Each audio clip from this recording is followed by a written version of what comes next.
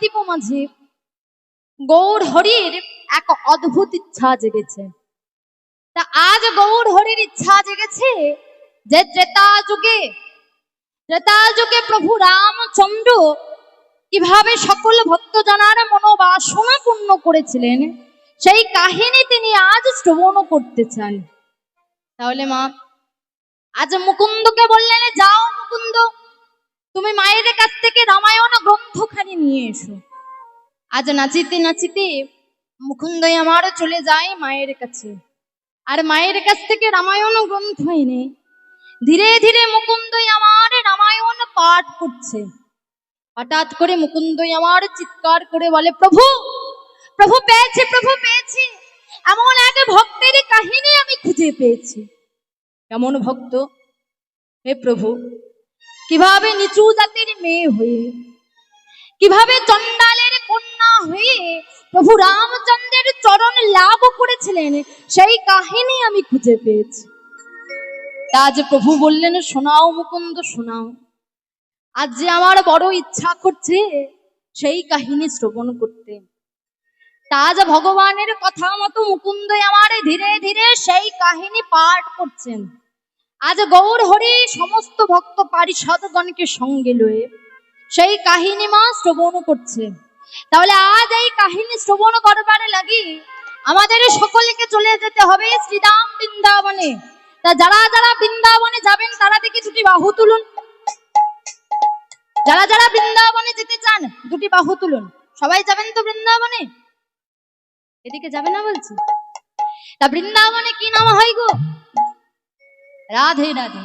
তা বৃন্দাবনে যাবেন কিসে করে যাবেন? টোটো করে যাবে? হ্যাঁ, টোটো করে যাবে? কিসে করে যাবে? যেই যানবাহনে যান না কেন আজ আর বৃন্দাবনে পৌঁছানো হবে না, তাই তো? তাহলে যাতে করে যান আজ আর বৃন্দাবনে পৌঁছানো হবে না। তাহলে আমাদের সবার কাছে একটি করে মন পাখি আছে তো? মন আছে। তাহলে এই মন পাখিটা আমাদের সকলকে উড়িয়ে নিয়ে যাবে শ্রীধাম বৃন্দাবনে। তা মন উড়িয়ে নিয়ে যাবে বলে চুপ করে বসে থেকে আর ফাঁকি দিলে কিন্তু হবে না। সবার চোখে ফাঁকি দেওয়া যায়, তার চোখে কি ফাঁকি দেওয়া যায়? যাবে না তো?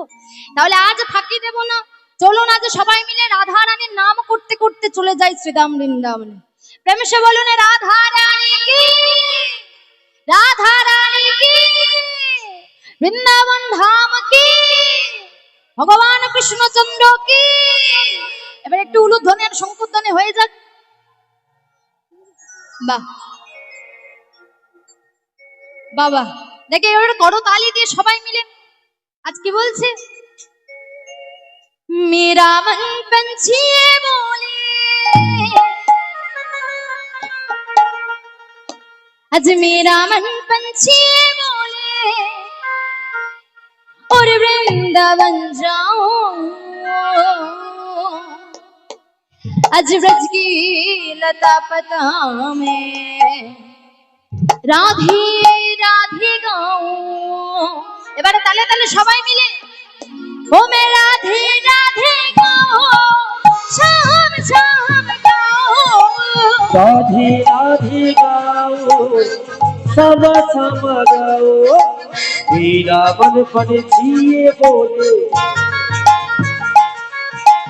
বৃন্দাবন पंछिए बोले, उड़ वृंदावन जाओ,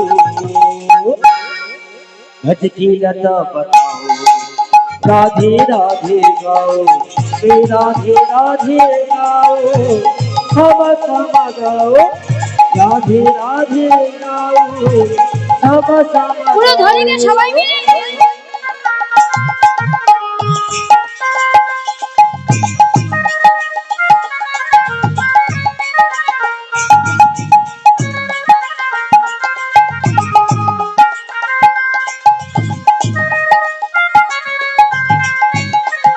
হরি হরি হরি বল।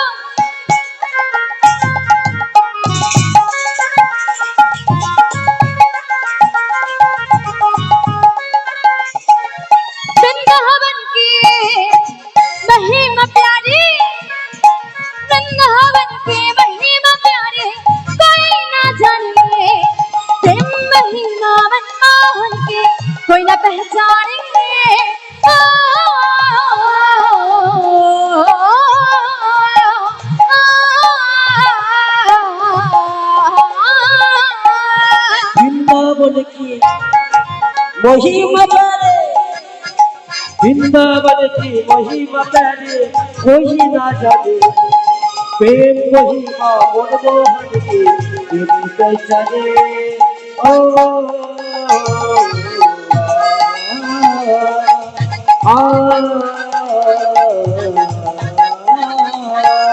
वृंदावन की महिमा प्यारी, वृंदावन की महिमा प्यारी कोई ना जाने, प्रेम महिमा मनमोहन के कोई ना पहचाने।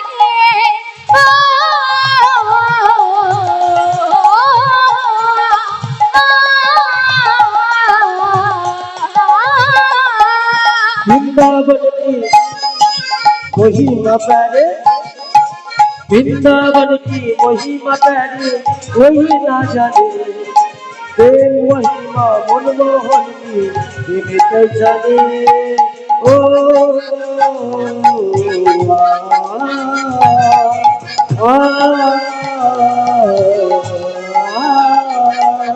रजगलियों में झूम झूम के, रजगलियों में झूम झूम के वन का तपन बुझाओ,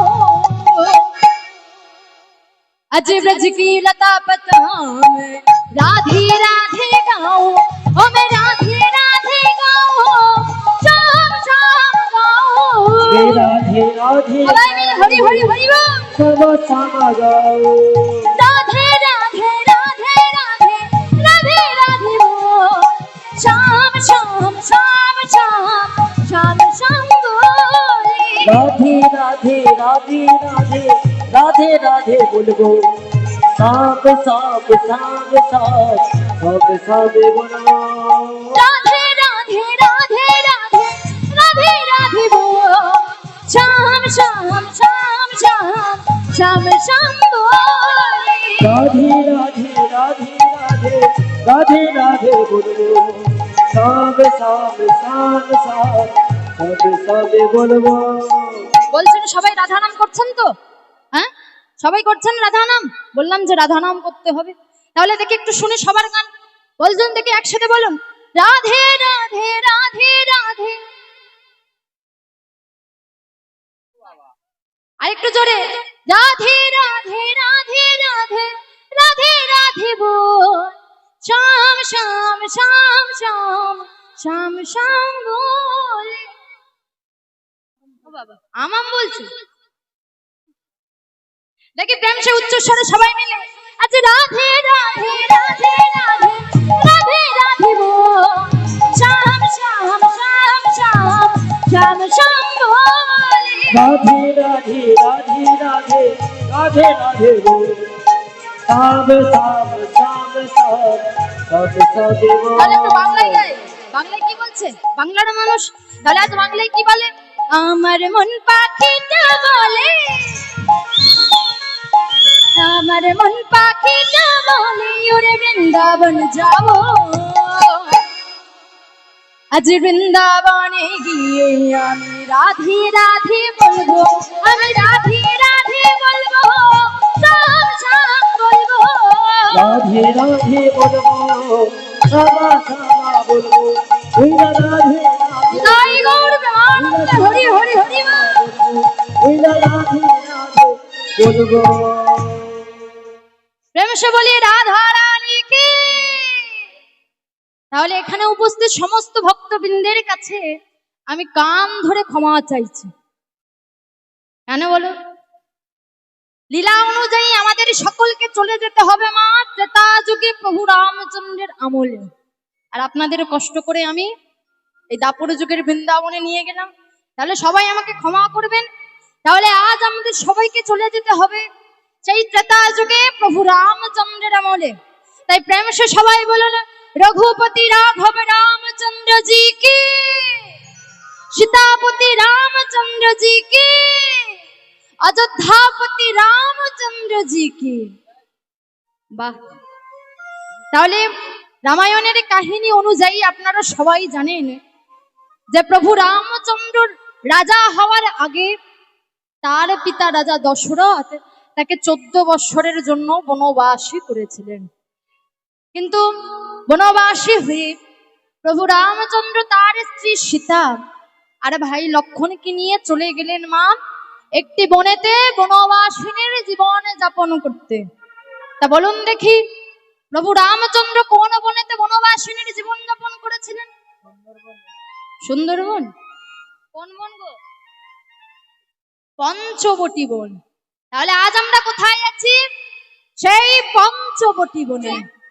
এবারে বলুন তো, এই পঞ্চবটী বনটা কার ছিল? রাবণ রাজার বোন শূর্পণখা। তাহলে মা, এই যে রাবণ রাজার বোন শূর্পণখা রাক্ষসী, তো কি হয়েছে মা? তার দাদা রাজা রাবণ তার একমাত্র বোনের বড় করে বিবাহ দিয়েছিলেন। তা বিবাহের পরের দিন, কোন দিন গো? ফুলসজ্জার রাত। তা মা, শূর্পণখা আমার ফুলসজ্জার রাতে রাক্ষসী ছিল তো। ফুলসজ্জার রাতে রাক্ষসী শূর্পণখা আমার নিজের স্বামীকেই গিলে খেয়েছে। কেমন খিদে দেখুন! ফুলসজ্জার রাতে রাক্ষসী শূর্পণখা নিজের স্বামীকেই গিলে খেয়েছে। তা স্বামীকে গিলে খাওয়ার পর বিবাহের পরের দিনই হয়ে গেল শূর্পণখা বিধবা। তাহলে যে বৌমা তার স্বামীকে গিলে খায়, সেই বউকে কেউ সাহস করে শ্বশুর বাড়িতে রেখে দেবে গো? হ্যাঁ, কেউ রাখবে তাকে? তাহলে শ্বশুর বাড়িতে শূর্পণখার ঠাঁই হলো না। শূর্পণখা আমার চলে গেলেন মা দাদার বাড়ি লঙ্কায়। তাহলে এখানে এত মাইরা আছে, সত্যি করে একটা কথা বলুন তো, বিবাহের পর নারী জাতির জীবনে বাপের বাড়িটা কি আর আপন থাকে গো? হ্যাঁ, থাকে? থাকে না তো। তাহলে এই যে বিবাহের পরে নিজের স্বামীকে গিলে খেয়ে শূর্পণখা বিধবা হয়ে গেছে, শ্বশুর বাড়িতে আর ঠাঁই হলো না, চলে গেল দাদার বাড়ি লঙ্কায়। তা দাদারও তো একটা স্ত্রী আছে, তাই না? মন্দোদরী। তা রাক্ষসী শূর্পণখা যখন চলে গেল তার দাদার বাড়ি লঙ্কায়, সেখানে দিনে রাতে শূর্পণখার সাথে রাবণ রাজার স্ত্রী মন্দোদরীর ঝগড়া, লাঠালাঠি, মারামারি, কাটাকাটি একেবারে লেগেই রয়েছে। দিনে রাতে সর্বসময় ঝগড়া, মারপিট দুজনের মধ্যে একেবারে লেগেই রয়েছে। রাবণ রাজা আমার পণ্ডিত মানুষ, রাজা মানুষ, সে কি আর এই ঘরের এই ঝগড়া অশান্তি সহ্য করবে গো? তা দিনের পর দিন এই অশান্তি ঝগড়া সহ্য না করতে পেরে একদিন রাগে ক্রোধান্বিত হয়ে রাবণ রাজা তার বোনকে ডাক দিয়ে বলে, এই বোন, শোন শোন শোন শোন বোন, কত সাধ করে আমি তোর বিবাহ দিলাম, ভাবলাম সুখে শান্তিতে তার স্বামীর সাথে তুই একটু ঘর সংসার করবি, তা তো করলি না। ফুলসজ্জার রাতে নিজের স্বামীটাকেই গিলে খেলি, হলি তুই বিধবা, এসে উঠলি তুই আমার সংসারে। তা থাকবি বাবা, ভালোভাবে থাক। দিনে রাতে এই ঝগড়া অশান্তি, লাঠালাঠি, মারামারি করিস তোর বৌদির সাথে, এই ঝগড়া অশান্তি যে আমার আর সহ্য হচ্ছে না। শোন বোন, তা এখন থেকে আমি তোর নামে এই পঞ্চবটী বনটা লিখে পড়ে দিলাম। তুই এই মুহূর্তে চলে যাবি ওই পঞ্চবটী বনে। ওই পঞ্চবটী বনের যত জীব জন্তু, পশু পাখি, খেচড়ে খেচড়ি আছে, তাদের ধরে ধরে মেরে মেরে খাবি আর জীবন যাপন করবি তুই। দাদার আদেশ। দাদা যখন বলে দিয়েছে তার সংসারে আর থাকতে দেবে না, শূর্পণখাকে আর থাকতে পারে গো? তা তার দাদার বাড়িতে আর ঠাঁই হলো না, শূর্পণখা চলে গেলেন মা ওই পঞ্চবটী বনে। আর ওই পঞ্চবটী বনের যত জীব জন্তু, পশু পাখি, খেচড় খেচড়ি, তাদের ধরে ধরে মেরে মেরে খেতে থাকলেন আর জীবন যাপন করতে থাকলেন শূর্পণখা। তা হঠাৎ করে একদিন শূর্পণখার নাকে এলো মানুষ মানুষ গন্ধ। রাক্ষসী তো, হঠাৎ করে একদিনে পেয়েছে মানুষ মানুষ গন্ধ। ছোটবেলায় আমরা পড়েছি না, হাউ মাউ খাও, তারপর তারপর কি গো? মানুষের মাংস খাও। তা হঠাৎ করে যখন মা আজ পেয়েছে মানুষ মানুষ গন্ধ, শূর্পণখা আর নিজেকে সামলাতে পারলেন না। দিনের পর দিন এই বনের জীবজন্তু খেচড়ে খেচড়ি খেতে খেতে শূর্পণখার জীবে মা চড়া পড়ে গেছে। তা ভেবেছে এবার তাহলে একটু স্বাদটাকে বদলাতে হবে। তাই না? তাহলে আজ যখন এই মানুষ মানুষ গন্ধ পেয়েছে, শূর্পণখা মনস্থির করেছে ওই মানুষের মাংস সে আজ খাবে। মনে মনে ভাবছে, যদি আমি এই রাক্ষসী বেশে ওই মানুষটির সামনে যাই, সে তো আমার এই রূপ দেখেই পালিয়ে যাবে, তাকে আর ধরে খাওয়া হবে না। তোমা কি করলেন? মায়াবিনী শূর্পণখা আজ এমন সুন্দর রমণীর বেশ ধারণ করেছে, এমন সুন্দর রমণীর বেশ ধারণ করেছে যে যে পুরুষ তার দিকে একটি বার তাকাবে তার আর এই চোখ ফেরাতে পারবে না, তাকে ভালোবেসে ফেলবে। তেমন সুন্দর রমণীর বেশ ধারণ করে যেদিক থেকে আসছে মা মানুষ,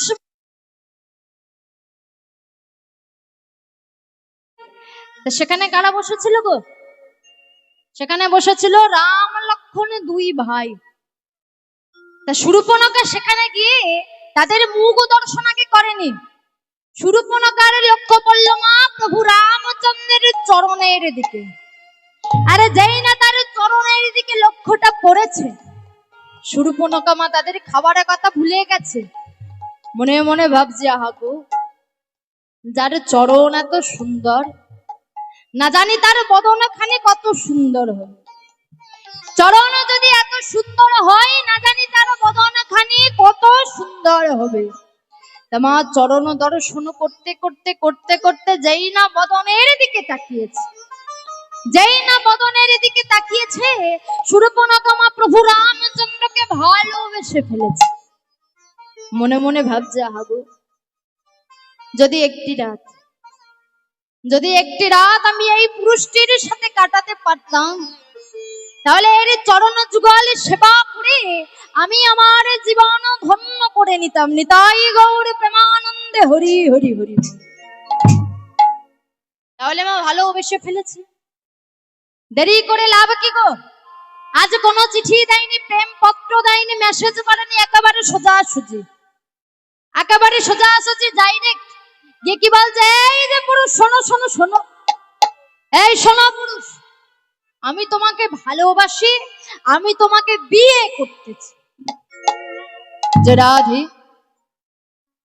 তাহলে মা প্রভু রামচন্দ্র আমার মনে মনে ভাবতে থাকে, ওগো শূর্পণখা, যতই সুন্দর মেকআপ তুমি করো না কেন, যতই সুন্দরী রমণীর বেশ ধারণ তুমি করো না কেন, আমি তো জানি এত সুন্দর মুখের পিছনে কত ভয়ঙ্কর একটা চেহারা আছে, আমি তো তা জানি। মা আজ প্রভু রামচন্দ্রই আমার মনে মনে ভাবছে, ওগো শূর্পণখা, যদি তুমি কিছুদিন আগে তোমার এই বিবাহের প্রস্তাব আমায় দিতে, আমি কি আর ওই জনক রাজার কন্যা জানকীকে বিবাহ করতাম? আমি তো তোমাকেই বিবাহ করতাম। মা আজ প্রভু রামচন্দ্র বলে, এই যে রমণী, তুমি তো এই বিবাহের প্রস্তাব দিতে দেরি করে ফেলেছো, আমার তো বিবাহ হয়ে গেছে। কি তোমার বিবাহ হয়ে গেছে? আগে আমার তো বিবাহ হয়ে গেছে, তা আজ শূর্পণখা আমার নিরাশ হয়ে গেছে। আজ প্রভু রামচন্দ্র বলে, শোনো শোনো রমণী শোনো, আমার বিবাহ হয়ে গেছে তো কি হয়েছে, দেখো না আমার ভাইটাকে কত সুন্দর দেখতে, তা তুমি বরং একটা কাজ করো, তুমি বরং আমার এই ভাইটাকে বিবাহ করো। আজ শূর্পণখা আমার মনে মনে ভাবে, যা, যাকে মন দিলাম, যাকে প্রাণ দিলাম, যাকে মন প্রাণ উভয় দিয়ে আমি ভালোবাসলাম, তাকে বিবাহ করতে পারবো না, করবো কিনা তার ভাইকে। আবার কিছুক্ষণে শূর্পণখা ভালো করে ভেবে বলে, না, আমি যদি ওর ভাইকেই বিবাহ করে একটিবার ওর সংসারের মধ্যে ঢুকে পড়তে পারি, তাহলে দিনের শেষে একবার হলেও এই পুরুষের চরণ যুগল আমি দর্শন করতে পারবো। আর এর চরণ যুগল দর্শন করে আমি আমার জীবন ধন্য করে নেব। নিতাই গৌর প্রেমানন্দে হরি হরি।